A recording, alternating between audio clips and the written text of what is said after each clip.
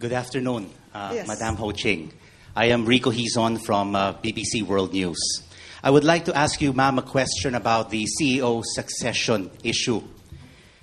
Is Temasek Holdings still seriously and actively looking for a new CEO after the shock departure of Chip Goodyear last July?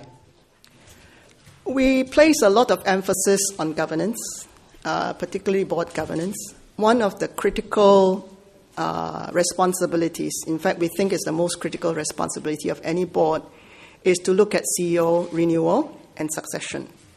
So since early 2005, we have had an annual exercise where every year we'll look at potential candidates for CEO inside and outside Temasek.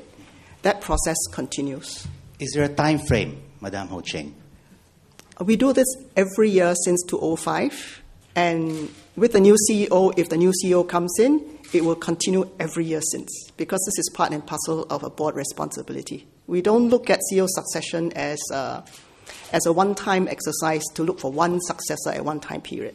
I think it's a responsibility of the board to look at it every year. Do you already have a short list of who could be the next CEO of Temasek Holdings? We have it since 2005. Can we have the next question, please? Yes, the gentleman. Myrna?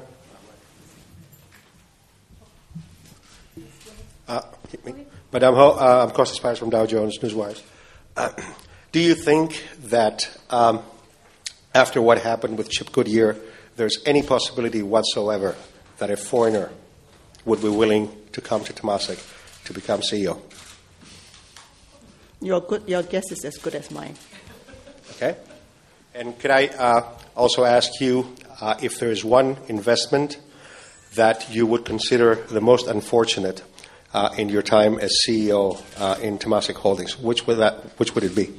Would it be ShinCorp? Would it be Bank of America? We look at our investments as a total pool. We look at it as an overall portfolio. We look at it over the long term as well as the short term. As I said earlier, we are happy that we have met the commitment, that we have built a robust portfolio that can deliver sustainable returns over the long term. My last question. Are you, after the departure of Chip, are you looking more actively within Temasek?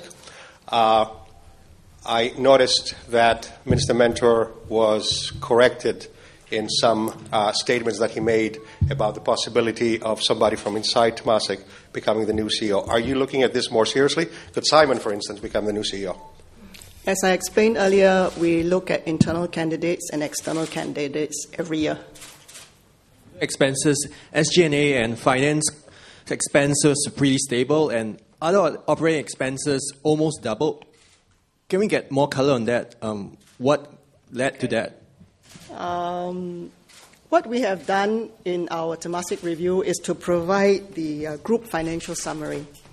So in this group financial summary, it will include the information on an aggregate, on consolidated basis of our subsidiaries as well as ourselves. So it's a group number. And if you look at the other operating expenses, it will include things like real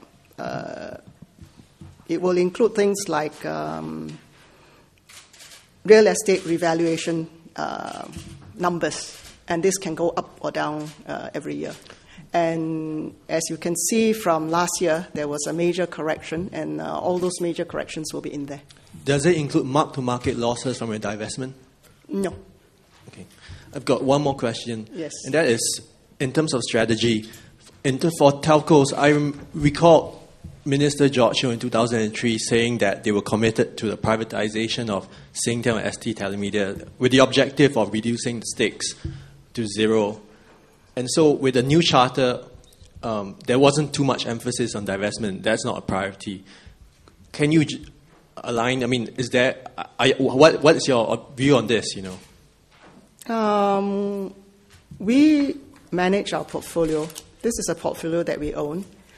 We manage our portfolio with a view of getting sustainable long-term returns. We don't divest for divestment's sake. We don't buy just for fun.